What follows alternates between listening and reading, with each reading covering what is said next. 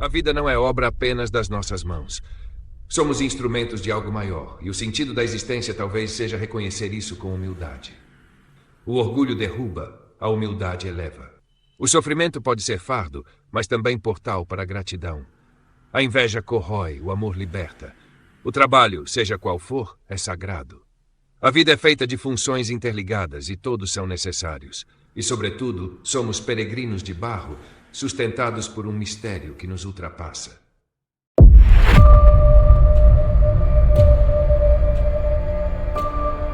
Audiolivro O Silva.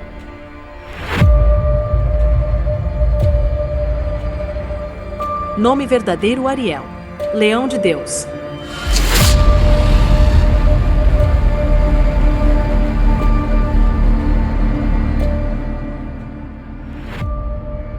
Dedicado a um anjo maravilhoso na vida real, Sônia Maria Pascoal, depois Stutzer.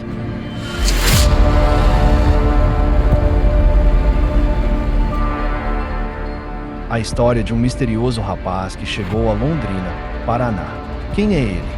De onde veio? O que fazia? Para onde vai? Vamos ouvir e acompanhar esta história para decifrar tais mistérios.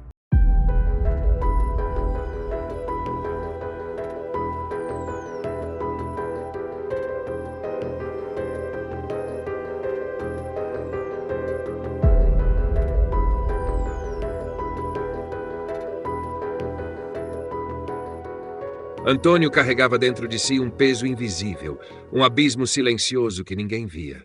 Naquela tarde abafada, estacionou o carro de qualquer jeito à beira do lago Igapó, como quem já não se importa com as regras do mundo.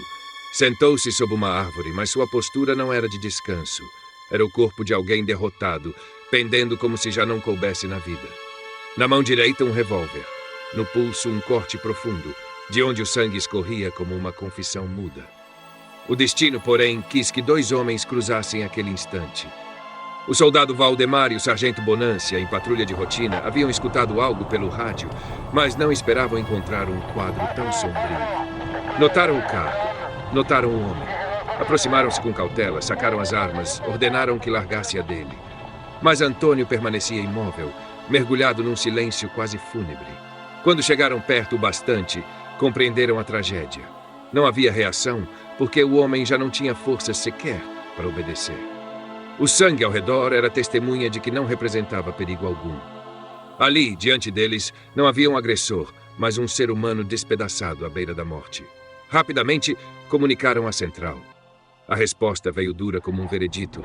Tratava-se do mesmo homem que havia agredido a esposa antes, e contra ele já havia alerta da Polícia Civil. Mas naquele momento, não havia lei nem crime. Havia apenas a urgência da vida que se esvaía.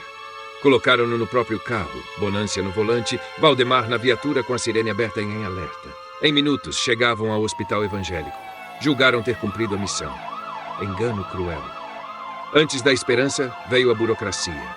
Formulários, carimbos, assinaturas. E enquanto a tinta secava nos papéis do INAMPS, a vida de Antônio escorria em fios vermelhos.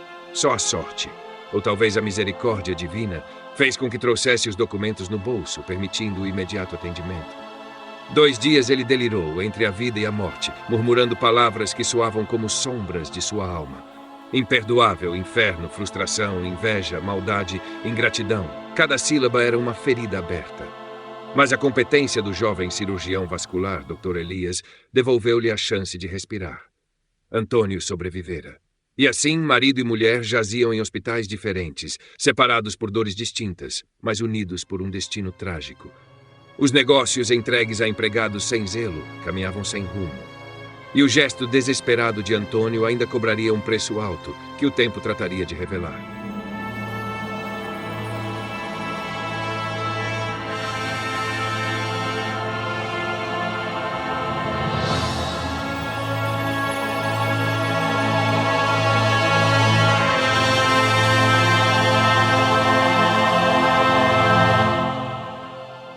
Passadas as tormentas, a vida tentava retomar seu curso. Aristides acordava cedo, tomava o café com Alzira e os filhos e ia até a padaria. Conversava com Paulo, que preparava o pão e abria as portas do comércio. Trocava palavras com fregueses. Às 10, seguia para a obra, onde enfrentava furtos, atrasos e depredações. O mestre de obras lhe assegurava que a entrega tardaria alguns dias, mas nada que impedisse a inauguração. Um sopro de normalidade, finalmente. Até que, certo dia, entrou na padaria um jovem de beleza marcante. Aristides reconheceu de imediato. Era o rapaz que rezara por ele no hospital. Aproximou-se hesitante e perguntou-lhe o nome. O rapaz sorriu e as palavras vieram como um raio de luz. Sou eu, meu pai. Sou seu filho adotivo, Silas. O tempo parou. O velho padeiro saiu de trás do balcão com lágrimas nos olhos. Abraçou-o, beijou-lhe o rosto e, entre soluços, só conseguiu dizer: seja bem-vindo de volta, meu filho. Paulo, Maria de Fátima e Tiago, incrédulos, correram ao encontro. Mas é o nosso irmão, exclamaram, e a padaria encheu-se de um júbilo que nenhuma palavra podia conter. A comoção tomou conta de todos. Conversaram longamente, lembraram as orações feitas nos dias de desespero e acreditaram, enfim, que um milagre havia acontecido.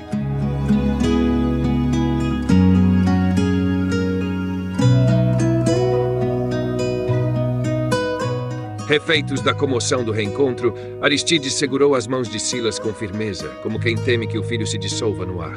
Com voz embargada, disse: venha comigo. Há alguém que ficará feliz em revê-lo.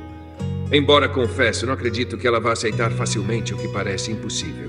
Silas apenas assentiu. Dentro de si, porém, um turbilhão de pensamentos latejava. Ele sabia, sua presença não era acaso, mas um desígnio maior. Era ele próprio o milagre. Alzira, ao vê-lo, não hesitou um segundo sequer. Correu até ele, abriu os braços como uma mãe que reencontra o que julgava perdido e o envolveu num abraço que parecia querer colar pedaços de vidas partidas. Murmurou-lhe ao ouvido: você é tão bonito quanto imaginei. Mãe não vê com os olhos da carne, mas com os olhos do coração. Obrigada, meu filho, por voltar para nós. As palavras carregadas de ternura atravessaram Silas como uma lâmina suave e cruel ao mesmo tempo. Chorou. Chorou como não chorava desde criança. Alzira interpretou aquelas lágrimas como gratidão. Afinal, agora ele teria um lar, um teto, um lugar de afeto e pertença. Mas só ele sabia que as lágrimas nasciam de outra dor. O peso de um segredo. A lembrança que cedo ou tarde teria de revelar. A memória recobrada, o nascimento, o acidente que lhe arrancara parte de si, os anos em hospitais e creches, a solidão forjando o homem que agora estava diante deles.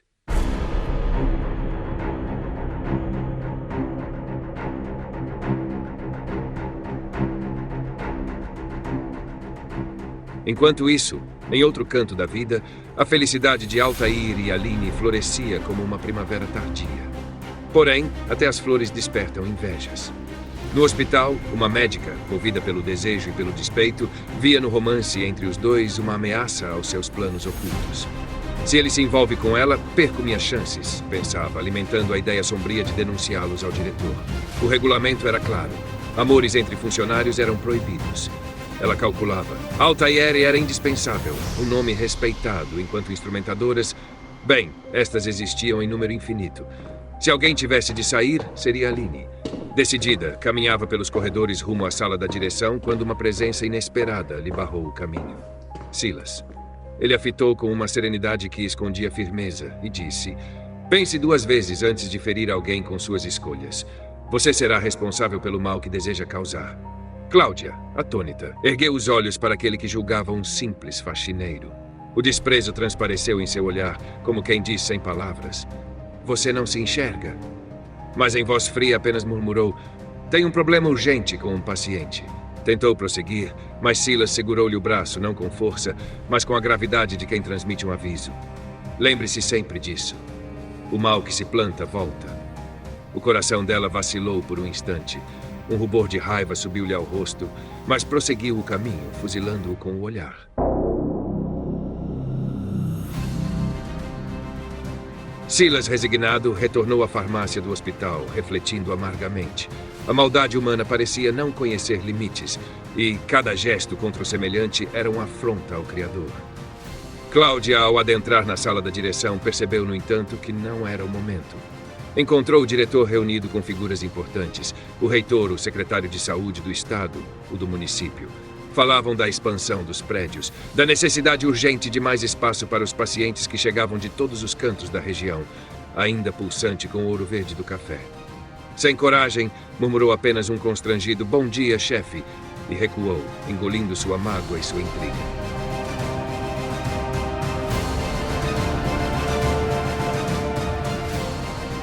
A obstinação da médica transformara-se em fúria.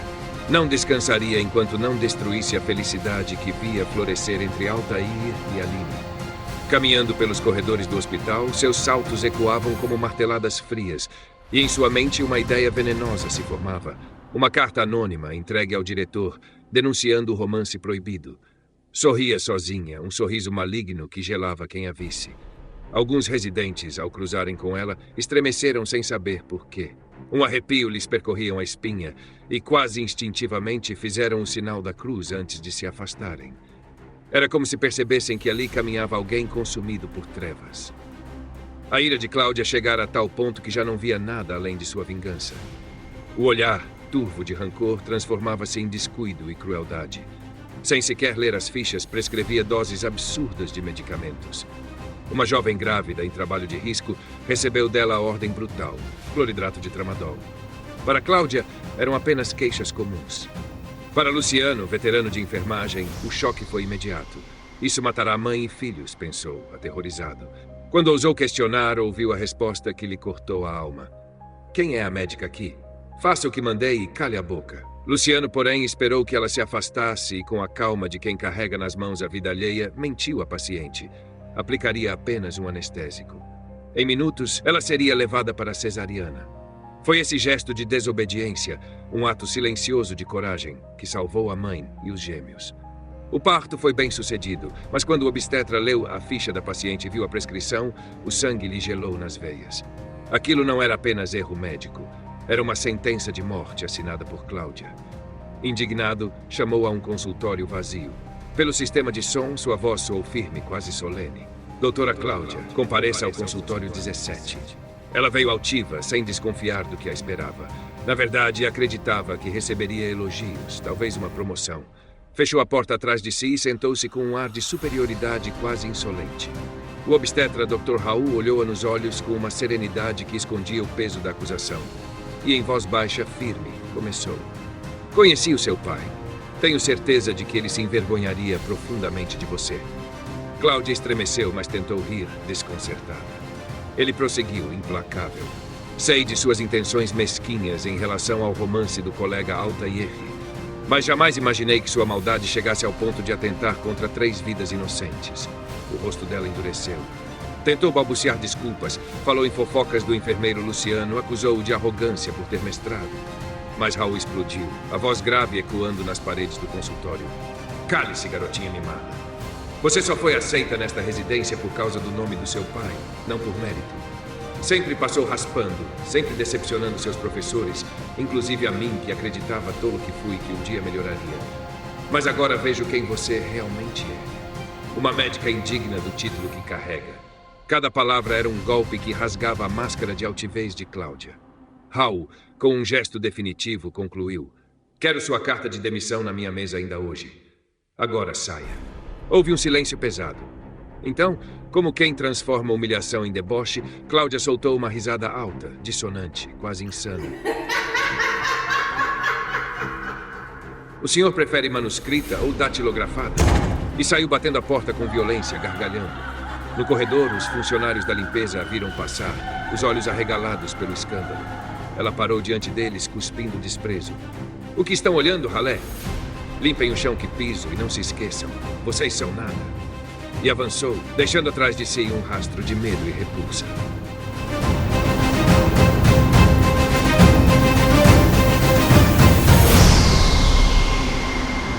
Como tantas vezes acontece com os arrogantes que caminham de nariz erguido e olhar altivo, Cláudia não enxergava o mundo real sob seus pés. Não viu a auxiliar ajoelhada no corredor, tentando limpar a mancha escura e ressecada de um paciente baleado. Tropeçou sobre a mulher frágil e, na queda, foi ao chão como um fardo pesado, estatelando o rosto contra o piso frio.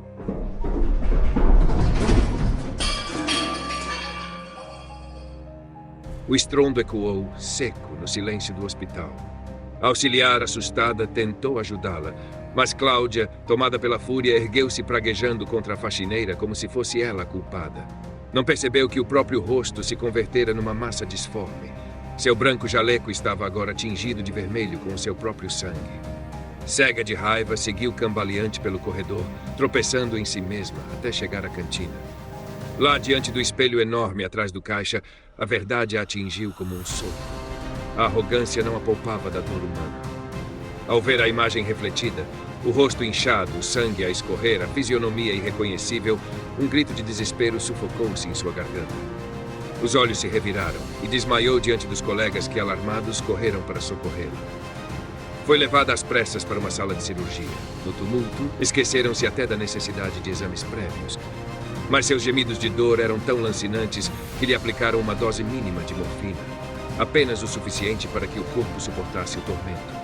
Um residente, notando o crachá preso ao jaleco ensanguentado, murmurou: "É médica. Precisamos avisar o diretor clínico." Ninguém ousou anunciar pelo sistema de som. Um dos jovens, mais próximo dela, foi pessoalmente à sala do diretor. Encontrou-o exausto, mergulhado em papéis após a reunião pesada que acabara de terminar. Engolindo em seco, transmitiu a notícia de forma direta. "Doutor, a doutora Cláudia sofreu um acidente grave. Fraturou o rosto. Já está sendo levada para o raio-x e, em seguida, para a cirurgia de emergência." O diretor ergueu os olhos e, por um instante, o tempo pareceu parar. Cláudia, sua sobrinha. Respirou fundo, mas com a serenidade adquirida em anos de tragédias médicas, apenas agradeceu a informação e pediu que não poupassem esforços. Assim que o residente saiu, o homem juntou as mãos como em oração, murmurando baixinho: "Perdão, meu irmão. Sei que ela é tua filha. Mas também sabes lá onde estás quem ela se tornou."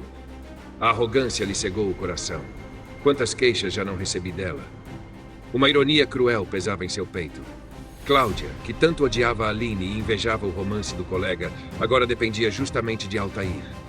O homem que desejava destruir para reconstruir o próprio rosto. "Oh, meu Deus, quanta ironia!" murmurou com um nó na garganta.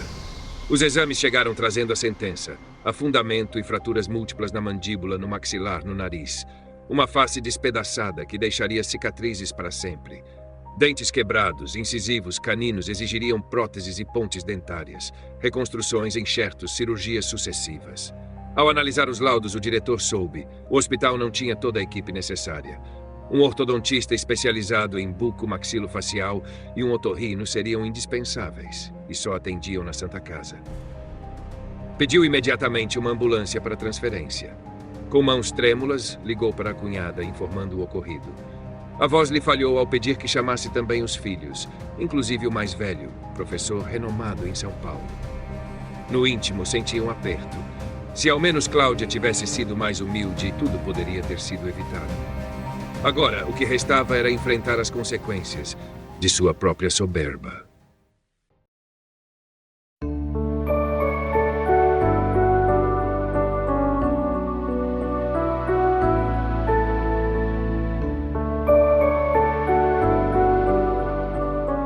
Não precisou de muito tempo para que Altair e Aline percebessem aquilo que os antigos chamavam de destino. Eram almas gêmeas. Cada gesto, cada olhar, cada silêncio compartilhado confirmava a certeza de que nasceram um para o outro. Os sonhos que guardavam em segredo eram os mesmos. Um casamento duradouro, repleto de filhos, alegria simples e sincera, como o perfume da terra molhada depois da chuva. Recordavam com emoção o instante em que seu Antônio e Dona Rosa, os pais de Aline, receberam um futuro genro. Eram gente da roça, de mãos calejadas e pele marcada pelo sol. Havia em seus olhares o receio de não estarem à altura daquele médico estudado, homem de jaleco branco e fala segura. Mas Altair, com um gesto inesperado, tomou aquelas mãos ásperas e as beijou, como quem reverencia relíquias sagradas. Com a voz embargada, disse: "Foram os frutos do suor destas mãos que me deram o presente mais precioso da vida, a sua filha." Confessou-lhes também que sua origem era tão humilde quanto a deles. Contou das madrugadas frias em que ajudava os pais na lavoura de café, do peso do cesto nos ombros, dos calos que o acompanharam até a juventude, quando partiu para a capital estudar medicina. Foi ali, entre enxadas e colheitas, que seus braços se fortaleceram e suas mãos adquiriram a firmeza que agora sustentava nas cirurgias de vida ou morte. Jamais escondeu de seus colegas de faculdade de onde vinha. Quando chamavam de colono do interior, erguia a cabeça com um certo orgulho. Aquilo não era ofensa, mas combustível. Enquanto outros estudantes se deixavam seduzir pela arrogância e pelo luxo, ele se fechava em livros e estudos, sempre lembrando dos irmãos e dos pais que continuavam no campo, sustentando com sacrifício a sua trajetória. Guardava como oração uma frase de um velho professor: "Não se envergonhem da profissão. Somos necessários como dentistas, enfermeiros, pedreiros, mestres de obra. Se todos fossem perfeitos, não haveria advogados. Se todos soubessem construir, não haveria engenheiros. A vida é feita de funções, e todas são sagradas. Sejam bons médicos, honrem o juramento e lembrem-se, somos apenas instrumentos de um ser maior. Aos olhos dele, somos todos iguais, feitos do mesmo barro." Foi com esse espírito que Aline e Altair anunciaram o noivado. Nada de esconderijos ou segredos. Pregaram no quadro de avisos gerais, ao lado das escalas de plantão, uma simples nota: "Estamos noivos. Sejam testemunhas da nossa felicidade." O gesto desarmou uns e incomodou outros. A inveja, sempre presente nos corações frágeis, murmurou pelos corredores. Um colega insinuou, com ironia venenosa, que aquilo feria as regras do hospital, que o diretor-geral poderia não aprovar. Mas outro, firme e generoso, retrucou de pronto: "Se você tiver a competência dele e encontrar alguém à altura dela, pode ir correndo contar ao diretor. Até lá, cale-se." O invejoso recolheu-se à própria sombra, porque a felicidade alheia incomoda sim aqueles que nunca aprenderam a amar. Mas antes mesmo do casamento já sonhavam com o lar. De mãos dadas, assinaram junto o financiamento de uma modesta casa. Para eles, um castelo de tijolos e esperança, onde começariam a construir sua eternidade.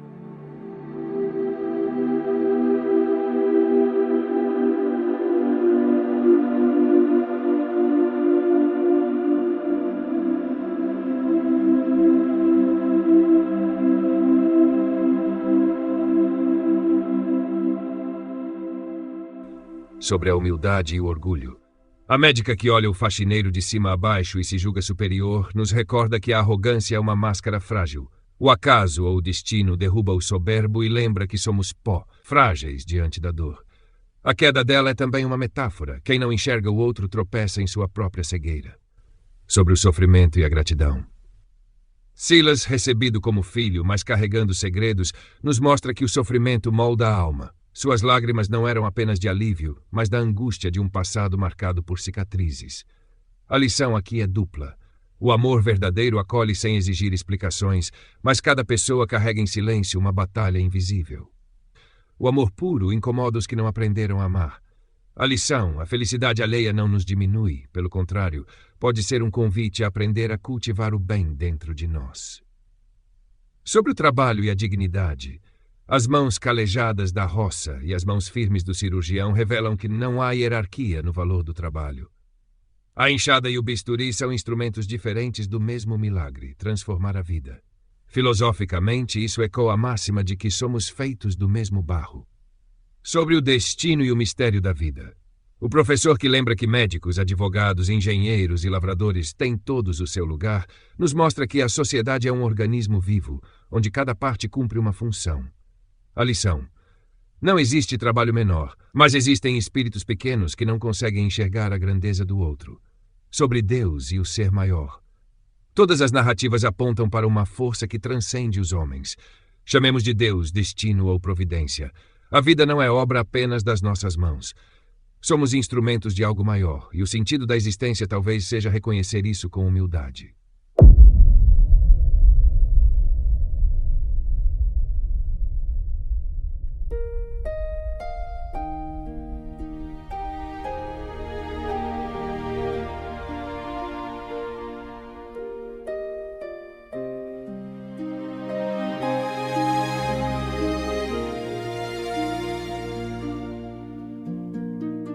Ele trazia nas mãos o suor da lavoura, ela guardava no peito o perfume da flor. Dois destinos se cruzam na hora mais pura e no silêncio se enchem de canto de amor.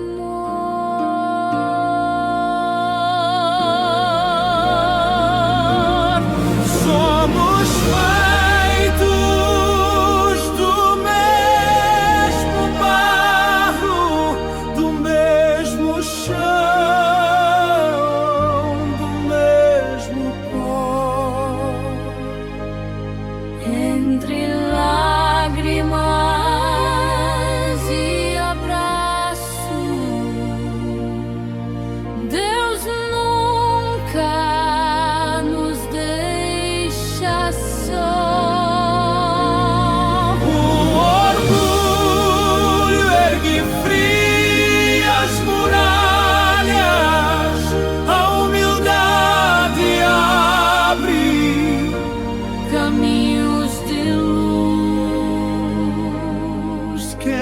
aprende a amar de verdade, descobre a vida que no céu reluz.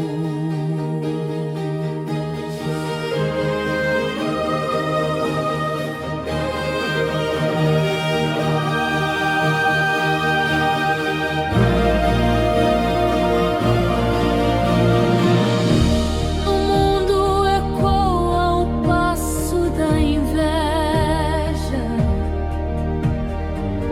olhos turvos sem saber perdoar, mas o coração que floresce na entrega É mais forte que a sombra a sufocar.